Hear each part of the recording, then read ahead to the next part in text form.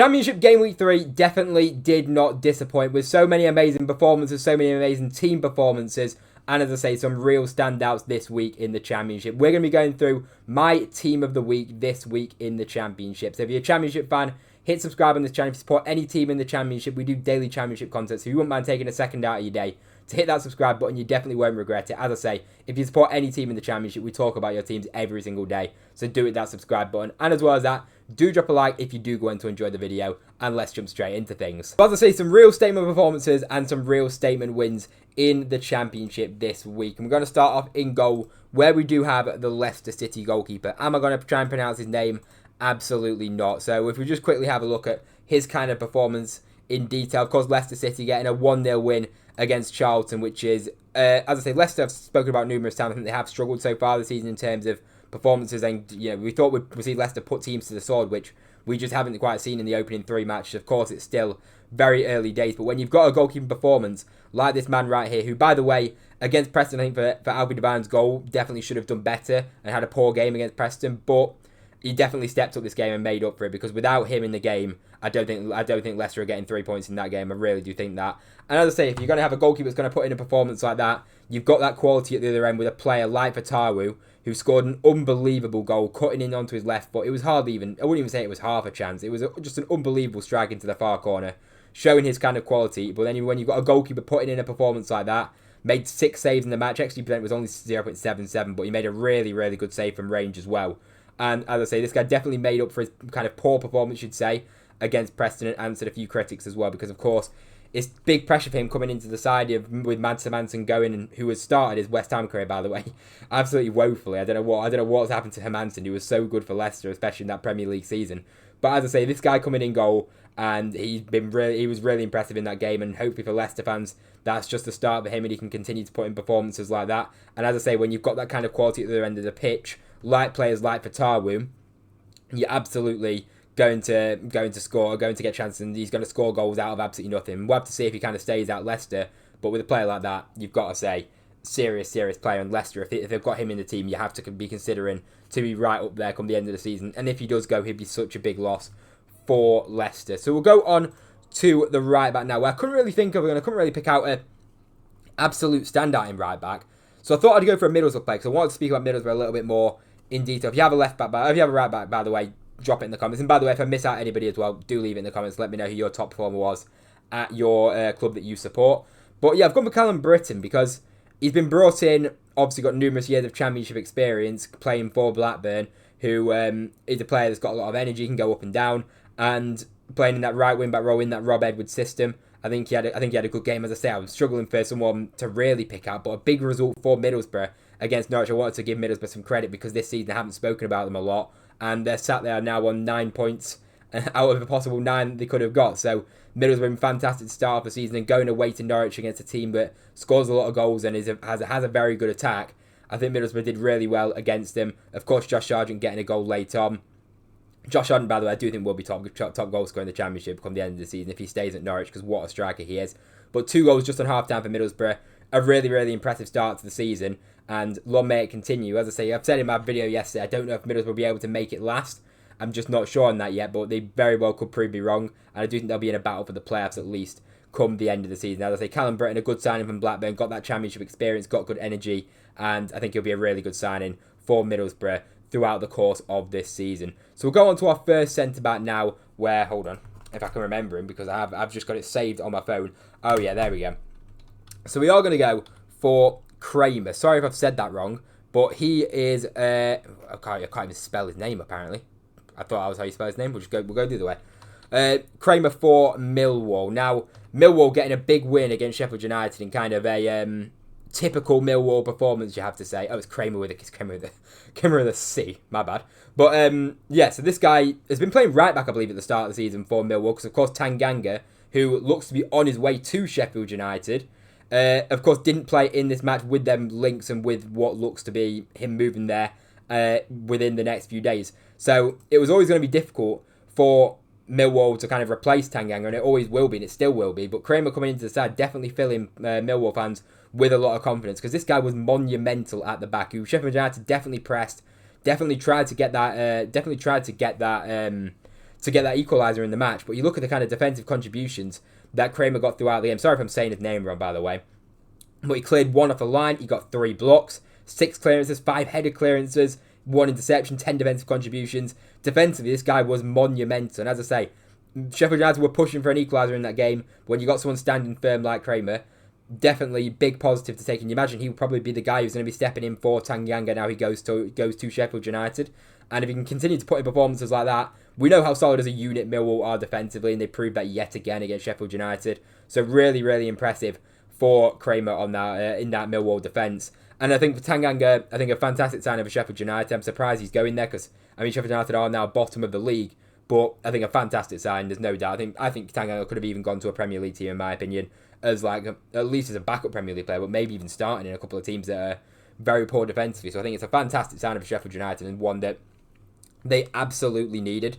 So now we'll head over to Blackburn Rovers, who of course got their first win of the season for our second centre-back.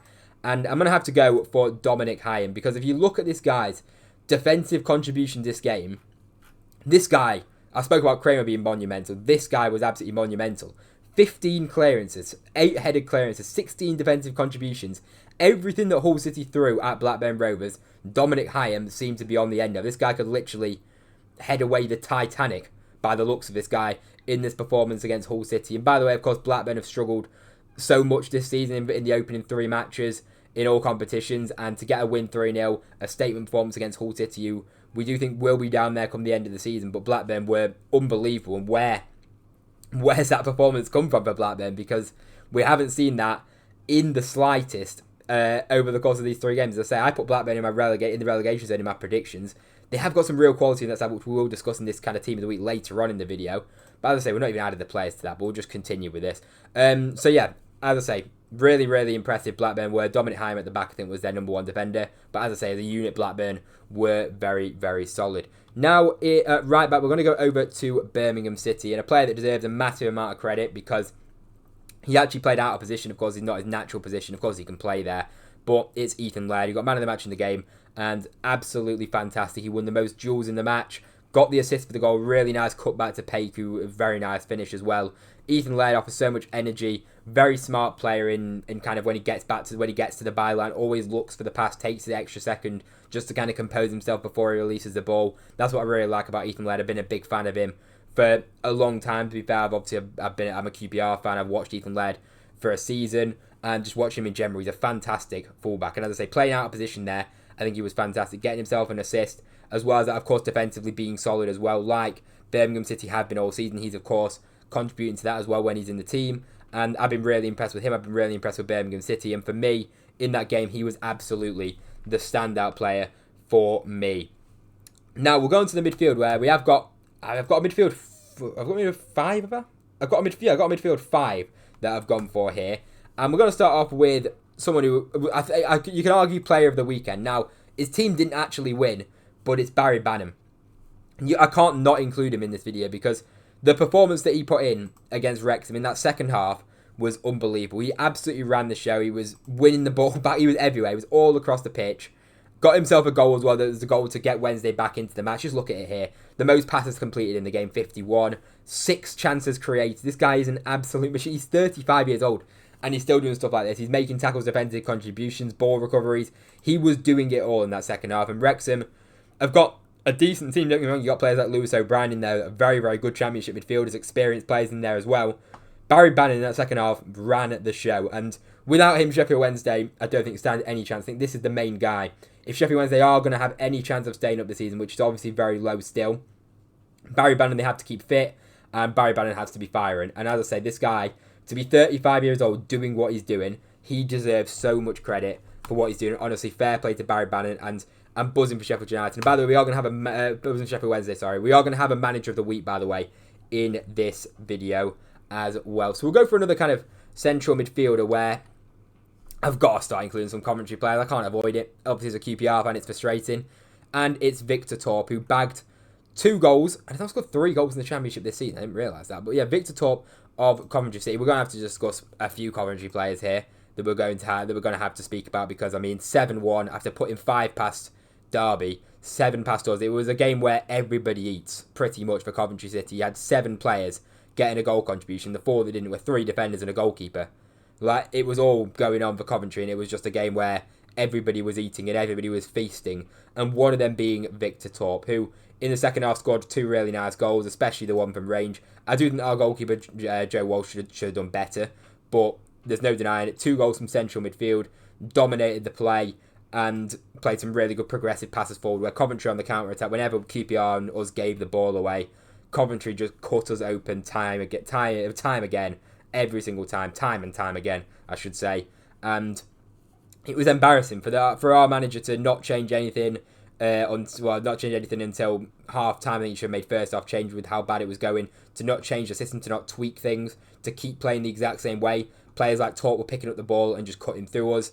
Matt Grimes is absolutely running the show, and Jack Rudoni as well. I also got Jack Rudoni in the team of the week, because this guy, it's just ridiculous. Like, he is just ridiculous. He got the most dribbles in the match, and he was the best player on the pitch. There's no denying it. 2 goals and assist. Just literally stat padding against us, and who can blame him? Really nice goal in there as well. And this guy's just too good. Like, he's got so much quality. He should not be... I mean, it's hard to say, because obviously there's such a big gap between the Championship and the Premier League, but he looks too good for the division. He's had that amazing season last season, and you feel like now he's got so much confidence in himself, and he just is that guy. And he is going to be that guy for Coventry City. And they could genuinely have, the way they're kind of firing right now, you really think they could actually have an automatic promotion push when you look at the other teams that are around there. Obviously, people like to doubt Frank Lampard, but the job that he's doing has been ridiculous so far. Obviously, losing the playoffs was disappointing, but fantastic job that Frank Lampard's doing. And now we will go on to... We'll go to the next midfielder, more of an attacking midfielder, but we'll put him in the midfield. I mean, the midfield's kind of a mess, but I wanted to include all these players. It's Todd Cantwell at Blackburn. This guy, again, if you're talking about running the show like Barry Bannon, Todd Cantwell was that guy again. We've got Ryan Hedges in there as well, so we may as well talk about them both. We've got both of Blackburn's players who literally tore Hull City apart. As you see there, Todd Cantwell completed 6 dribbles. When Todd Cantwell's on his day and when he's firing, he's such a good player to watch. It's just a shame that his career hasn't panned out the way that we wanted to. But this guy, as I say, got himself a goal, and as well as that, was just running the show. 6 dribbles completed. You look at the pass that he made, 49 passes in the match. He was creating chances. He was dribbling past players. This guy was the best player on the pitch. And Todd Cantwell, as I say, disappointing how his career has kind of panned out, but quality player.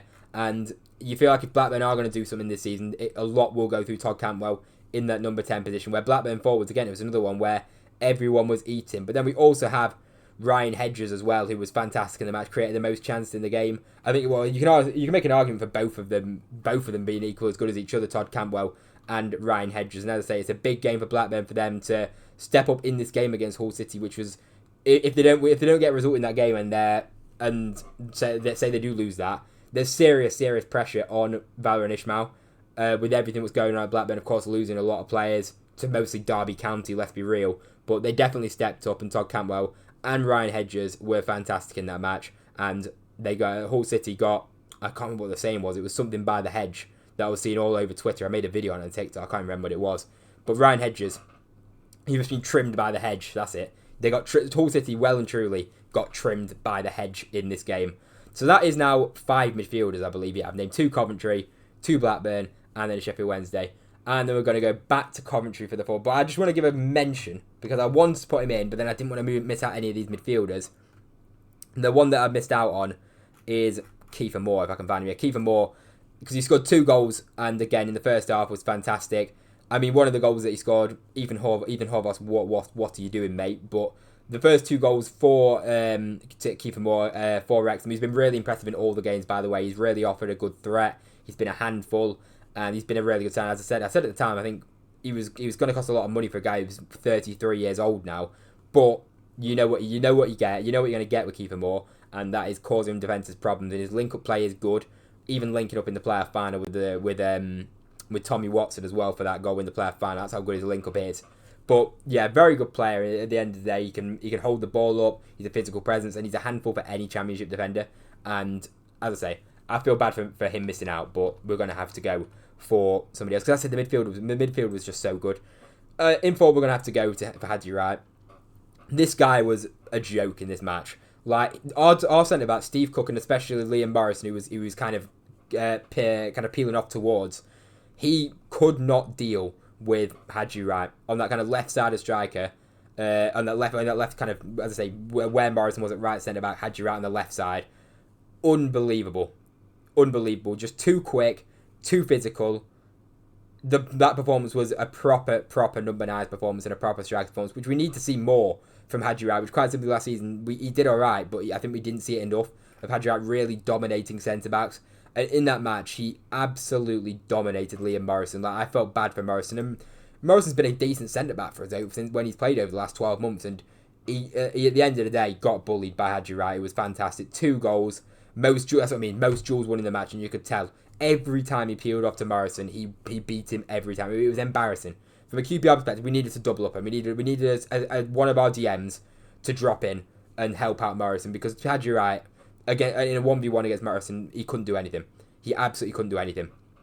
For Manager of the Week, there's a few good suggestions, but I want to go for Sheffield Wednesday's manager. I want to go for is it Henriksen? I don't even know his name. It is Henriksen, right? Henrik Pedersen. I've combined the 2 names. Henrik Pedersen, to be in the situation that Wednesday are in. It's a whole testament to Sheffield Wednesday, to football club in general. But to go 2-0 down up against Wrexham, to dominate the second half the way that Sheffield Wednesday did, as I say, you would think with Wednesday's bench, look who they brought on. I mean, they brought on Jamal Lowe's decent, but other than that, just full of kids. And you think, as the game goes on, you think Wrexham should really be dominating the game more, because look who Wednesday have on their bench. I mean, they didn't really bring them on they brought on Jamal Lowe, but they didn't really bring on any subs because Wednesday quite simply couldn't. And you think with players tiring, the situation they're in, Wednesday, if that game had gone on for 10 more minutes, Wednesday would have won that match. And as I say, for this guy to get Wednesday any kind of point, and any points for this season for Wednesday, is absolutely massive, and it's a big shock in itself. But to go to Wrexham, to go to the racecourse, this was Wrexham's chance for 3 points, realistically looking at it from a Wrexham perspective. Sheffield Wednesday in the second half absolutely played them off the park, and fair play to the manager for getting things right tactically clearly, and Barry Bannon, of course, being that main man running the show. So fair play to Sheffield Wednesday, one of the results of the weekend. Of course, you have other options as well. I think you have Paul Heckingbottom, who definitely deserves a shout, Baron Ishmael as well. Numerous games where you could say they definitely deserve a shout, but I feel like Sheffield Wednesday getting their first point is fitting, putting him as the manager of the week. So let me know what you think in the comment section down below. I'd be very greatly appreciated to get your thoughts. Drop a like if you enjoyed the video as well. It'd be very greatly appreciated as well. Please do hit that subscribe button. If you're a Championship fan and you enjoy the content, it'll be very greatly appreciated if you could take 1 second out of your day to hit that subscribe button. Anyway, thank you very much for watching. I hope you enjoyed, and I'll see you in the next one.